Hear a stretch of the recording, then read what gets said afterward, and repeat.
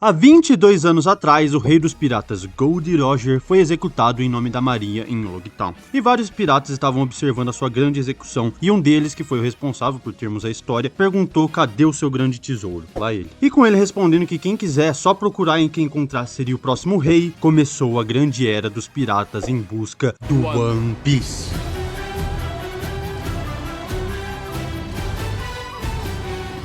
E bom, criado pelo mangaka Eiichiro Oda e animado pela Toei Animation, One Piece ao longo dos anos se tornou uma obra muito famosa e se tornou um dos meus animes favoritos, não que eu conheça muitos. Depois de eu ter conhecido primeiramente pelo live action, e isso aconteceu com bastante gente até onde eu sei, como por exemplo meu mano Gabriaras aí. Só que hoje eu não tô aqui pra resumir o anime, como vocês podem ver, e sim a primeira temporada do live action que foi lançada recentemente, vulgo há 2 anos atrás, e ainda não temos a segunda temporada, mas temos um teaser e um sonho de que o live action cubra toda a obra, então cá estou eu para te contar Loei ou te relembrar Loei o quão bom e às vezes estranho foi esse live action, mesmo a segunda temporada estando meio longa. Agora, no presente, conhecemos um recém-pirata chamado Monkey D. Luffy, que tem o mesmo poder do Reed Richards do Quarteto Fantástico, mas ele não fica com ansiedade perto de mulheres gasosas. Ele é de borracha e pode esticar qualquer parte do seu corpo. E ele quer encontrar o One Piece, porque o sonho dele é ser o rei dos piratas, e para isso ele precisa de uma tripulação leal, mas por não saber nadar e a jangada dele tá afundando, ele se enfia dentro de um barril que logo depois é capturado por um bando pirata de uma mulher chamada Alvida, que vale 5 milhões de berries, o dinheiro de One Piece. Resumindo, ela não vale nada. E ela ainda se acha a capitã mais forte desses mares. O tanto de piratas que são cheios de hipérboles e falácias em One Piece nesse começo é brincadeira. Pelo menos, ela foi humilde e não disse que é a mais forte do mundo, porque daí já estaria lastrando demais, tá ligado? Ela deve ser iniciante na pirataria, né? Tadinho. E de noite, o Luffy sai do barril e sem querer assusta um aspirante a escravo da Alvida, só que o Luffy fala pra ele ficar tranks porque ele é um pirata do bem, porém o Kobe, que é o nome dele, fala que piratas não são do bem, mas não os que o Luffy conhece. E num flashback dele, conhecemos um capitão chamado Shanks, um pirata fraquíssimo, e ele fala que o Luffy não tá pronto pra ser um pirata, então o Luffy, querendo provar pra ele que tá pronto sim, pega um canivete e faz um corte perto do seu olho. O objetivo era acertar o olho, mas ele errou e tá aí a cicatriz dele. Enfim, de volta pra maior pirata desse mar, subindo pro convés, o Luffy acorda ela e depois de colocar palavras na boca do Kobe, ele salva ele da Alvida, derrotando ela facilmente com seu Gomu Gomu no Pistol, golpe clássico aí do Luffy. E agora conhecemos um caçador de piratas chamado Roronoa-Zoro, um espadachim que acabou de partir um cara ao meio, confesso que me surpreendeu. E em paralelo a isso, o Kobe pergunta pro Luffy como ele consegue se esticar, e com ele explicando, voltamos para mais um flashback do Luffy criança, em que, ao som de Binks no sake, descobrimos que ele conseguiu essas habilidades de ser de borracha comendo uma fruta, mas não uma fruta comum qualquerzinha, e sim uma Akuma no Mi, um fruto do diabo. Mas calma, my friend, ela não tem esse nome à toa, porque além dessa ser a tradução, elas também deixam quem a comeu incapacitado de nadar, já que a água enfraquece quem comeu uma Akuma no Mi. E dependendo dos poderes, que podem ser das mais diversas bizarrices, tem chance de ser pior pra um pirata, porque se ele tiver um poder meio merda, ele ainda por cima tem que tomar cuidado com o mar, sendo que, né, assim, eu posso estar enganado, mas eu acho que piratas costumam ter contato com o mar, e é por isso que elas foram denominadas dessa forma, porque o mar, que é uma força natural do mundo, se voltou contra elas. E bom, existem várias diferenças do mundo de One Piece pro nosso, e eu até já pensei que fosse melhor explicar mais das maluquices de One Piece nesse vídeo, mas como eu tô reformulando o roteiro, porque a versão inicial tava enorme, eu vou traduzir só o essencial do que teve nessa temporada, e o resto eu falo quando aparecer mesmo. Eu acho que é até melhor desse jeito, na verdade. Então, bom, finalmente voltando, a Akuma no Mi que o nosso queridíssimo Luffy criança comeu foi a Gomu Gomu no Mi, a fruta da borracha. Daí então o Luffy, sem nem saber que ela era uma Akuma no Mi, devora ela, mesmo o gosto não sendo bom, muito pelo contrário, é horrível. E logo em seguida, depois do Luffy comer ela, ele vê que tinha acabado de rolar um desentendimento entre o Shanks e um bandido, ali no bar da Makino, esta bela moça, e aliás, One Piece tá cheio de lindas mulheres, mas também tem umas mocreias velhas, barangas, dragões, que puta merda. Daí esse bandidinho de merda aí fez bagunça, mas o Shanks não liga porque ele tá de boa, tá ligado? Olha só como ele tá de boa. E daí o ladrão vaza e o Luffy aparece boladinho. Devia ter enfiado uma bica na bunda dele! Então eles acabam descobrindo que o Luffy tinha comido a Gomu Gomu no Mi. Voltando pro presente, o Luffy dá um tapa no Kobe porque ele tava cheio de gosto. Por que você fez isso? Para de ser trouxa.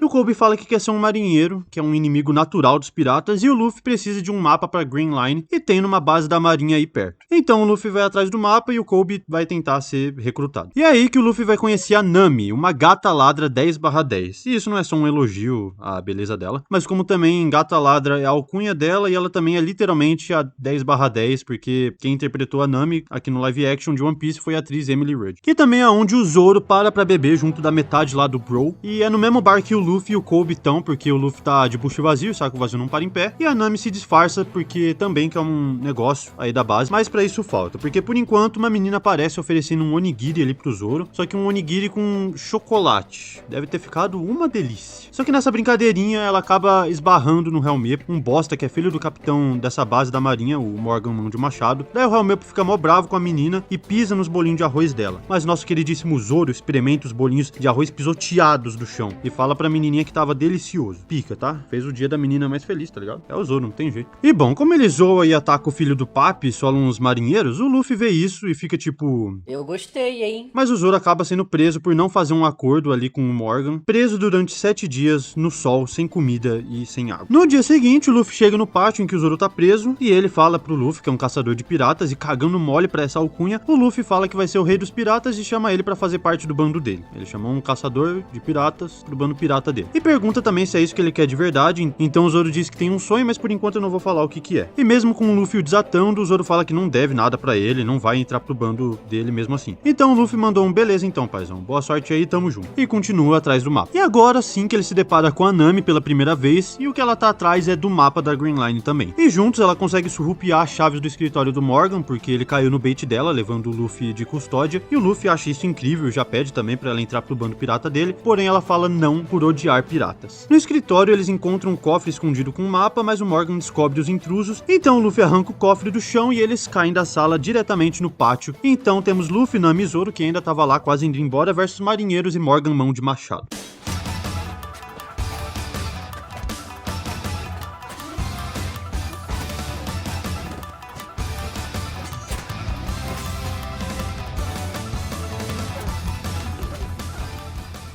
Depois do nosso queridíssimo bando, que não é um bando, vencer os marinheiros, eles fogem num barquinho. O Luffy e o Kobe se despedem, sabendo que na próxima vez que se encontrarem eles serão inimigos. Então o Omi, o velho, o herói da marinha, vice-almirante Garp, aparece recebendo um comunicado através de um Dendemushi, que são tipo os celulares de One Piece. E sim, eles são caracóis, conviva com isso. Bom, o recado é de que na Cidade das Conchas o mapa da Green Line foi roubado por um pirata usando um chapéu de palha. Então vemos o Luffy criança treinando seu novo poder, e uma coisa que a Makino explicou pro Luffy, que eu esqueci de falar, é que as Akuma no Mi são únicas, ou seja, cada fruta dá habilidades específicas, algumas podem até ser parecidas com outras, levando em consideração que tem bastante Akuma no Mi parecida envolvendo o elemento fogo em One Piece, bastante tipo umas 3, tá ligado? Mas ainda assim, elas são diferentes. Então o Shanks chega ali e o Luffy fica triste porque descobre que a tripulação do Ruivo vai atrás do One Piece e eles não vão voltar mais. Ele já tá sem pai, daí a outra figura paterna também tá vazante. Pobre Luffy. Bom, de volta pro presente, o Luffy e a Nami estão tentando abrir o cofre pelo som e quando a Nami pede espaço e empurra, o chapéu de palha do Luffy sai voando, e ele, que tava todo feliz por essa ser a primeira viagem pirata de verdade dele, fica sério e pega o chapéu dele e fala pra ela não mexer nele. Ela abre o cofre, só que mesmo com o mapa, o Luffy não sabe identificar onde tá a Green Line, e ele precisa de uma navegadora, e a Nami é boa nisso. Então ela explica que o planeta deles é dividido e existem 4 mares principalmente, East Blue, onde estamos, North Blue, West Blue e South Blue. Circulando o globo tem uma faixa terrestre chamada Red Line, e atravessando o meio da Red Line temos a Green Line, uma faixa oceânica muito mais mortal que os 4 mares aí. Mas é pra lá que nós vai, porque é pra lá que tá One Piece. Tudo tava muito bem até ficar muito mal quando eles são atacados por um bando pirata que fez eles apagarem com uma névoa vermelha, mas antes de dormir, o Luffy guarda o mapa dentro do bucho dele, sim, dentro dele, e quando acordam eles veem que estão presos numa caixa e são surpreendidos por quem o sequestrou. Boga, o palhaço dançarino. Quer dizer, na real é Bug e o dançarino é o outro. Ele não gosta que tirem sarro do nariz dele, que sim, é de verdade, e na moral, o Bug ficou muito bom no live action, que nem outras coisas também ficaram. A parada é que ele tá puto porque eles pegaram o mapa da Green Line, então a Nami mete a prank nele E se eu tiver outra coisa pra te oferecer? fazendo o Luffy revelar que se estica, enquanto ela foge, só que fora do circo, tudo que ela pôde encontrar foi uma cidadezinha devastada. Ela volta e toda essa plateia aí do circo são as pessoas desse pequeno vilarejo, e já que o Bug ouviu que o Luffy escondeu o mapa num lugar seguro, mas como ele não sabe exatamente onde tá, os capangas dele levam o Zoro e a Nami pra outro lugar, enquanto o Bug tenta tirar a informação do Luffy. E em paralelo a isso, uma nova subtrama começa a ser desenvolvida, e esse núcleo envolverá o Kobe, que já se alistou e virou um novo cadete da marinha, junto com o Helmepo, que resolveu não ser só mais um menino de papai, papai, e quem vai treinar eles vai ser o Garpão da Massa com seu chapéu de cachorro. No circo do Bug, ele tá esticando o Luffy, mas ele tá bem de boa na real, porque ele consegue se esticar bem mais que isso. Mas logo o Boga percebe que a motivação dele tem a ver com o chapéu de palha, então pega ele e revela que já esteve numa tripulação qualquer aí com o Shanks. E ele fala isso porque o Shanks, né, usava o chapéu de palha, mais especificamente quando eles eram crianças. Entretanto, hoje em dia o Bug tem raiva dele porque naquela época o Shanks traiu ele, segundo o Bug. Só que nessa o Luffy consegue soltar um braço e mete um socão na cara do Boga, que foi tão forte que chegou a arrancar a cabeça dele fora.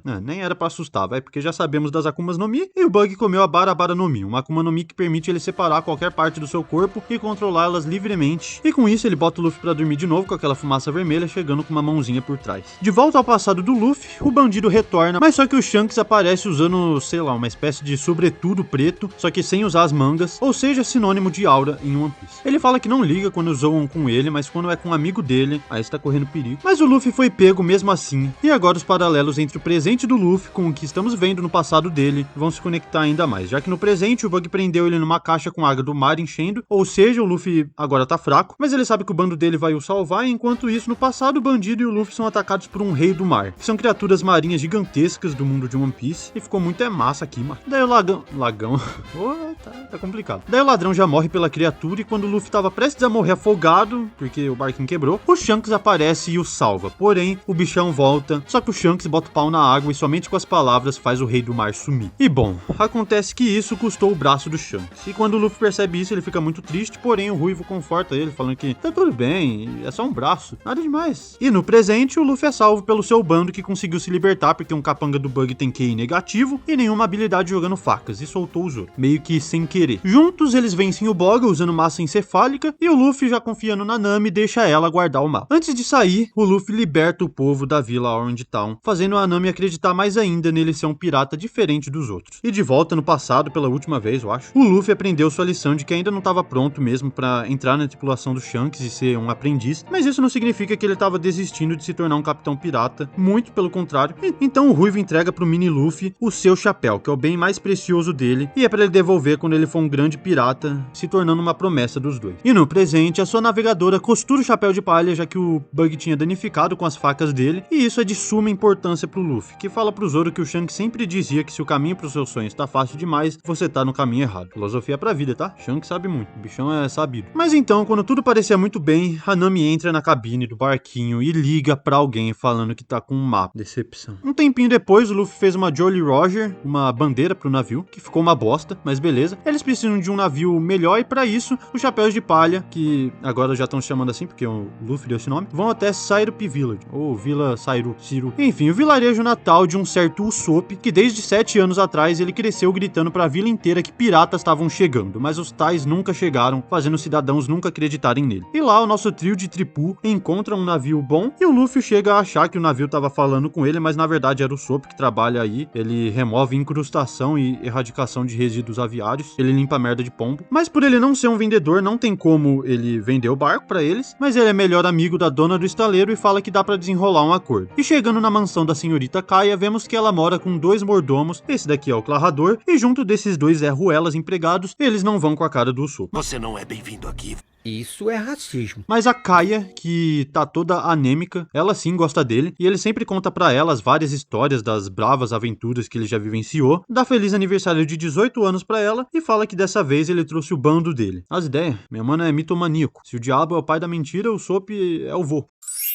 Ela chama eles pro jantar e eles obviamente aceitam. E depois, conversando com o Usopp, a Kaia começa a passar mal e ele dá um chá azul pra ela, que é a única coisa que melhora a crise de tosse. Acho que ela ia se sentir mais viva se ela começasse a vender outra substância azul. Bom, na cozinha, esses funcionários idiotas estão preparando um veneno que, coincidentemente, também é azul chernóbico. No jantar, a Kaia quer pegar pelo menos um pedacinho de peixe, mano, mas o Clarrador obriga ela a comer a sopa azul. Daí o Luffy fala que ele quer comprar aquele naviozão dela, só que, segundo o Usopp, ela achava que eles eram marinheiros. Que marinheiro o quê?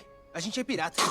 Ah, mas o shopping não falam que esse era o bando pirata, tem? Eu não sei fazer essas vozinhas igual o Peter do Nerd faz. E pois é, sim, o Soap tinha falado isso, furo de roteiro, ou ela sabia que ele tava zoando antes. E mais tarde, naquela noite, o Mary, que é o único servo da Kaia do bem aí, é morto pelas garras do Clarrador, porque o Mary, sem saber, tava atrapalhando os planos do pirata Capitão Kuro, que tava disfarçado de mordomo há anos, e é o Clarrador. Oh, o cara é bom, hein? O roubo dele vai ser uma parada mais técnica dessa vez, tipo o professor de La Casa de Papel, e não que nem de piratas da plebe. O plano dele é assim que der meia-noite, ele pede pra Kaia assinar os papéis pra ele ter posse do estaleiro caso ela morra, e matar ela logo em seguida. O cara é um gênio. Nossa, mas você é ruim do coração mesmo? Eu falei assim, sou. E ele esperou esse tempo todo porque ela precisava fazer 18 anos primeiro. E agora, mais perto do que nunca do plano dele entrar em ação, a Nami vai roubar antes dele. Só que a Kaia vê, elas começam a conversar e viram besties. Tá aí, aprenda com a Nami também. Se você não tem amigos, furte os bens de uma pessoa aleatória. Sempre deu certo comigo também. A Nami até pergunta se o Soap é namorado da Kaia e ela fala que não, ele não. Então temos aquelas transições em que o Soap também tá falando disso e que a Kaia tá mais pra melhor amiga dele. E o Luffy vê que o Soap é bom atirando e o Soap fala que herdou do pai dele, o Yasop. Por mais que ele não lembre muito dele porque ele abandonou o Soap ainda criança, enquanto a mãe dele tava doente e ela morreu depois. O pai do Soap é um comissário do inferno, um agente do caos, mas por incrível que parível, o Soap ainda tem respeito pelo pai, porque ele foi ser pirata. Inclusive ele tá no bando do Shanks. Então tá bom então. E depois, sozinho, o Luffy toma toda a sopa azul que tava na panela e passa mal no processo. Desde já o nosso garoto tá aprendendo a tancar veneno. Oda Genius. São os foreshadowings, cara. É que o Oda, ele é muito inteligente, ele é muito sabido, que ele colocou esse foreshadowing aqui no começo em Skypiea, e daí depois... E já que o Soap e o Zoro foram procurar bebida justo no lugar que o Mary morreu, o Kuro apaga o Zoro, mas por sorte o Soap consegue fugir e vai contar que agora sim os piratas chegaram, mas agora ninguém acredita mais nele. E quem também chega aí é o Helmepo e o Kobe atrás do Luffy, e o Soap avisa eles que o pirata ruim que tá aí é o Kuro. E mesmo sem o Helmepo acreditar, porque supostamente seu papi matou o Kuro faz tempo, eles vão. A Nami encontra o Luffy apagado na cozinha, tenta acordar ele, mas não dá. Então ela se esconde porque o Kuro e os funcionários chegam pra tirar o Luffy dali e ela vê e entende tudo. Os marinheiros chegam, o Kuro vai lá com a maior cara lambida, fingindo que não sabe do que eles estão falando, e entrega o Luffy pra marinha. Não reconheceram ele porque... não sei por que não reconheceram ele. E o Zoro tá tentando escapar do poço que jogaram ele, então temos um flashback dele agora. Achei deveras perdido o flashback ser aqui, mas pelo menos foi o flashback dele que tá perdido. 7 anos atrás ele era o segundo melhor espadachim do seu dojo, só perdia pra filha do sensei chamada Kuina. E não importa o quanto ele tente ou o quanto treine, ele perde sempre. Mas ela tem certeza de que ele vai ficar mais forte que ela porque ele é homem. Eles juram treinar todo dia pra um deles se tornar o melhor espadachim, até que pouco tempo depois da promessa, ela morre caindo da escada. Triste, mas acontece. Só que é meio estranho uma espadachim tão habilidosa deitar pra uma escada. Não que seja impossível acontecer. Bom, no funeral ele jura realizar o sonho não só por ele, mas por ela também, e pra isso ele precisa carregar a espada dela com ele. E é por isso que ele luta com 3 espadas. O Soap tenta avisar pra Kaia que o Clarrador é um pirata chamado Kuro, mas ela não consegue acreditar de jeito nenhum por causa de tudo que o Clarrador já fez pra ela, e... Você tem que me escutar. A confiança é uma mulher ingrata. Mesmo assim, ele vai tentar proteger ela a todo custo, e o Kuro começa a entrar em ação. E o Zoro, que tava até agora tentando sair do poço, foi conseguir só agora. O Luffy finalmente acorda também, fala pro Kobe não tentar parar ele e mete o pé. Então temos porradaria, Luffy versus Kuro e Zoro versus Tico e Teco.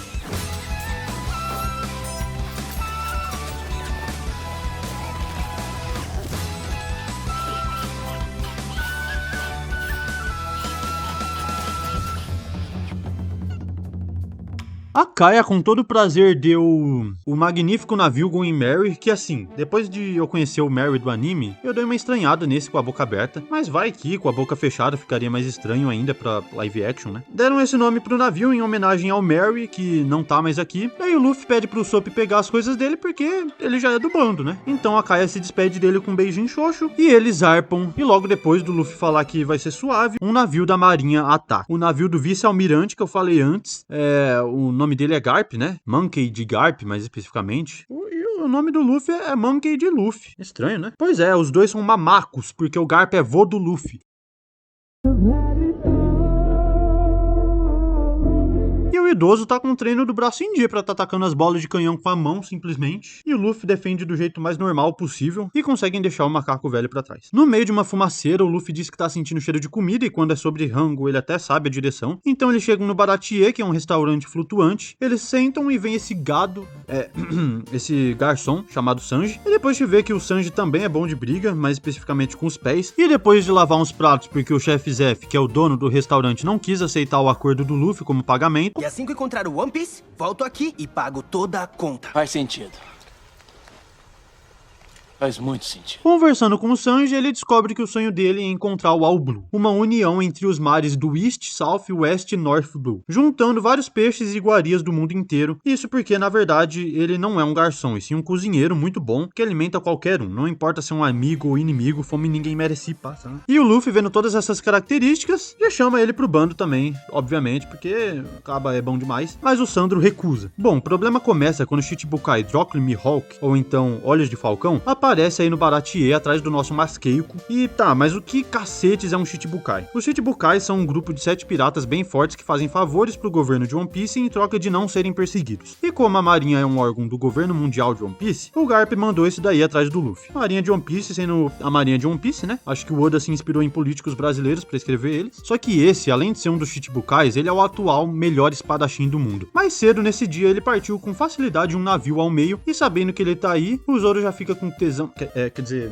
o Zoro fica, né, ali, o sonho dele. Pode zoar o Zoro não, mano. Bom, o Zoro logo aproveita a sua chance e desafia ele pra uma batalha decisiva amanhã. E ele aceita, mas a Nami, que agora já tava se apegando ao bando, pede pra ele não fazer isso porque ele não teria a menor chance. Só que o Luffy, que é o capitão, fala: vai lá, mano, tenta realizar seu sonho, eu confio que tu ganha. Então tá decidido, e no dia seguinte temos a super luta de espadas. Que porcaria é essa? Eu vim pra uma luta de espadas. Não caço coelhos com um canhão.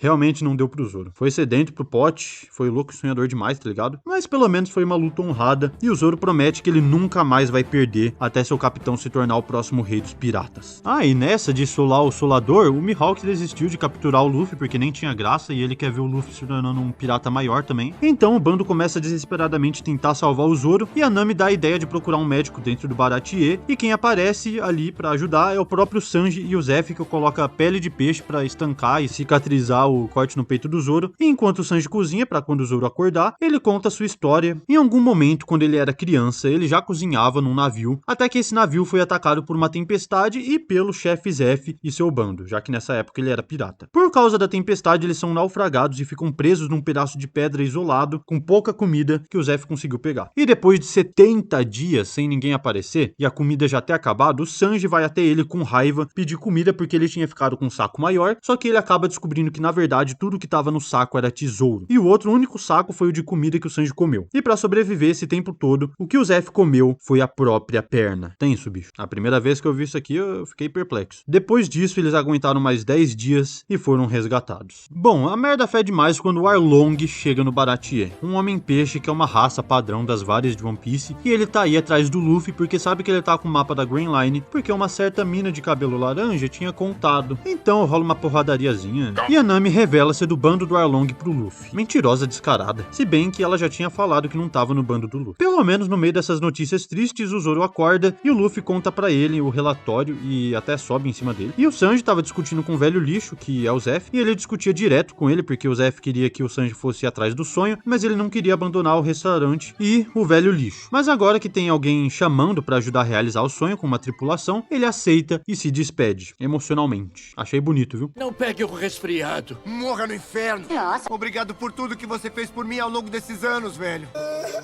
Que lindo, cara. Quando os Chapéus de Palha chegam na Vila Kokoyashi, que é a vila natal da senhorita Nami, bem nessa hora ela tava pegando o tributo da vila e manda o Luffy vazar, porque ela não precisa de ajuda, mas na verdade ela fala isso quase chorando. O Luffy e o Sanji não acreditam nas palavras dela e junto do Zoro e do Usopp vão atrás de mais informação e chegam até a meia-irmã da Nami, que deixa eles entrar e começa a contar a história dela. A Nami vivia com a meia-irmã e uma mãe que também não era de sangue, a Nodiko e a Belmer, respectivamente. A Little Nami odiava ser pobre e até já fez alguns pequenos furtos, mas a mãe dela ensinava o certo, e isso um dia causou uma briga feia. Mas elas se entenderam depois e tudo voltou a ir bem até ir mal, quando o Arlong invade o vilarejo, quebrando tudo e comprando a vila. A partir desse dia, todos os moradores vão ter que pagar 100 mil berries de tempos em tempos para continuarem vivos. E com isso, em um dos dias de cobrar o aluguel, a Bell-mère escondeu as filhas, porque só tinha 100 mil, só que o Arlong viu 3 pratos de comida na mesa, e ao invés dela mentir e falar que estava sozinha, ela falou que tem 2 filhas, porque ela nunca negaria elas, e já que o valor das crianças é 50 mil para cada, ela escolhe pagar pelo tributo das filhas, se sacrificando, e o Arlong atira nela na frente das crianças.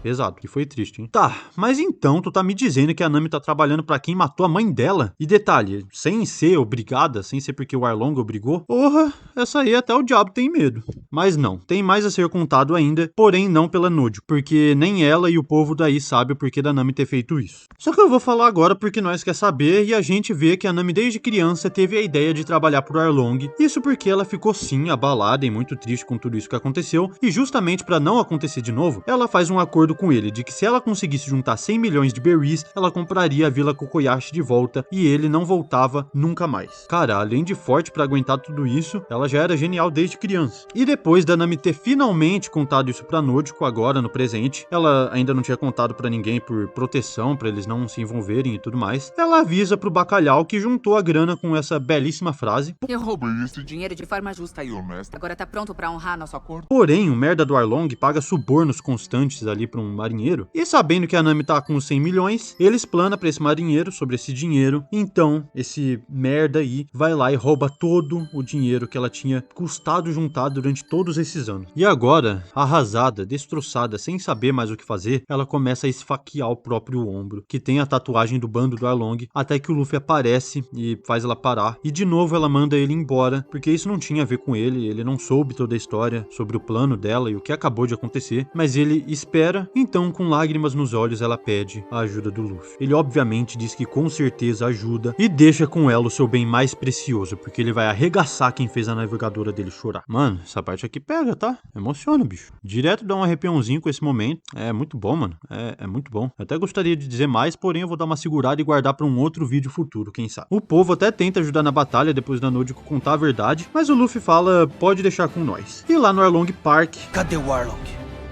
Deve estar na sala de mapas. Então, depois da Nami recuperar o mapa pro Luffy e ele ver o calabouço que a Nami cresceu desenhando mapas pro Arlong presa numa corrente, e depois do Arlong tentar desencorajar o Luffy e vermos que sua motivação é oprimir os humanos por tudo que os homens peixes já passaram, e depois do Luffy quebrar a espada dele e dizer que a Nami não é uma ferramenta e sim uma pessoa com sonhos, ela sai, então temos a super batalha final.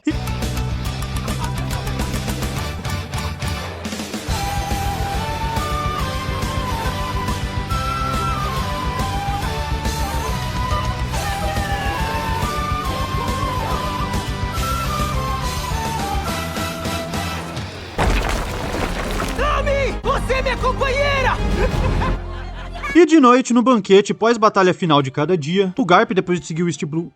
O Garp, depois de seguir o Luffy pelo East Blue todo, alcança, e mesmo o Luffy não tancando o Coroa, agora que ele alcança, ele decide que não vai tentar mais parar o Neto, porque vê o Gold Roger nele. Então, não vai adiantar não, bicho. Parece até que tá no sangue. Daí ele fala que só tava testando ele e prende o Arlong no lugar. E finalmente, a Nami não é mais refém de ninguém, então ela muda a tatuagem, que agora representa um catavento e uma tangerina. A Nojiko se despede dela e o Luffy ganha uma recompensa que o Kobe mostra pra ele, e ele fica felizaço porque ele tem a maior recompensa do East Blue, e eles também se despedem. O Luffy mostra pro O Luffy mostra pro bando sua recompensa de 30 milhões pela cabeçola, e o Sop mostra que ele também tá ali, ó, só com a pontinha do míssil, só a cabecinha. A gente também vê a reação das pessoas que conheceram o Luffy, nesses momentos são mó legais, e no Mary a gente vê que os rapazes pegaram umas arvorezinhas de mexereca pra Nami lembrar de casa, e o Sanji fazer umas receitas com elas de vez em quando. O Sop fez a boa com a nova Jolly Roger, e o Sanji teve uma ideia. Eles juram suas promessas dos seus sonhos em volta de um barril. O Luffy se tornar o rei dos piratas, o Zoro seu melhor espadachim, o Sop virar um bravo guerreiro do mar, o Sanji encontrar o All Blue e a Nami desenhar o primeiro mapa mundi. E assim encerramos a jornada deles na primeira temporada. De ceninha Cliffhanger, um cara de cabelo branco que gosta bastante das fumaças, ele deve ser parente do Alec.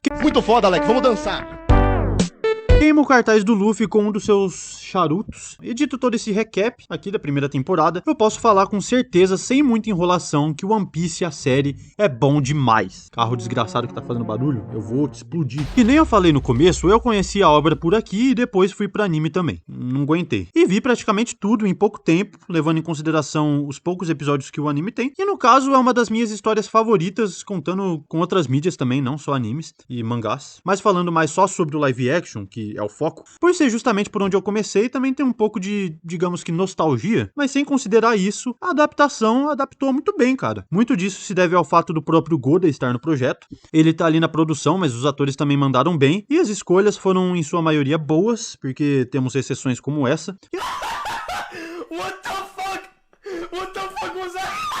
A dublagem, então, nem se fala. One Piece tem que ser dublado, e os dubladores foram quase todos os mesmos do anime, só mudou o do Luffy, se não me engano. Agora é o Vini Takahashi e o Arthur Miyazato pro Luffy criança, ao invés da Carol Valença, que dubla ele no anime. E sim, caso você não sabia, o Luffy no anime é dublado por uma mulher, e todos os três mandam bem demais. E pra mim é a melhor adaptação live action de um anime que eu já vi. O que não é difícil, considerando que foi a única que eu assisti também, mas é sério, é bem bom mesmo. Claro, na opinião desse que vos fala, mas pra mim é inegável o fato de que tem algumas coisas que eles viajaram. Eu sei que é bom ter fidelidade, mas tem coisas que não ficam boas trazendo pra realidade não, mano. E se não tem tanta importância assim, corta. O CGI também ficou um pouco estranho em alguns momentos, e a direção usou umas câmeras e transições que chega a ser engraçado às vezes. Ai, que não sei o que, Stranger Things tem as melhores transições.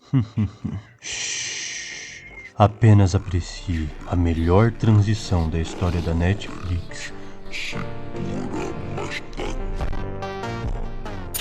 Meu Deus, que transição magnífica, cara! Mas mesmo com essas ressalvas, pra mim, elas são o de menos, e o saldo final da série é facilmente positivo. Dependendo, tem até coisa que ficou melhor aqui. Enfim, foi bem legal a experiência de assistir primeiro o live action, assistir o anime e ver o live action de novo, pegando referências e os tão famosos foreshadowings mirabolantes do Oda, por isso chamam ele de gênio, inclusive. E falando em reassistir, a série é bem gostosinha e fácil de rever. Bom, eu acho pelo menos, né? Tô bem esperançoso pra segunda temporada, tô hypado e acho que vai manter a qualidade e dependendo até melhorar, eu espero que melhore. E acabei de perceber que eu esqueci de pedir pra se inscreverem no canal e dar like, comentar. Façam isso, por favor. E é isso, a série encerra esse vídeo com chave de ouro, até a Grand Line na temporada 2, ou de volta no Steel Blue, só que animado, ou em outro vídeo meu que não tem nada a ver com One Piece, porque It's Oda gênio.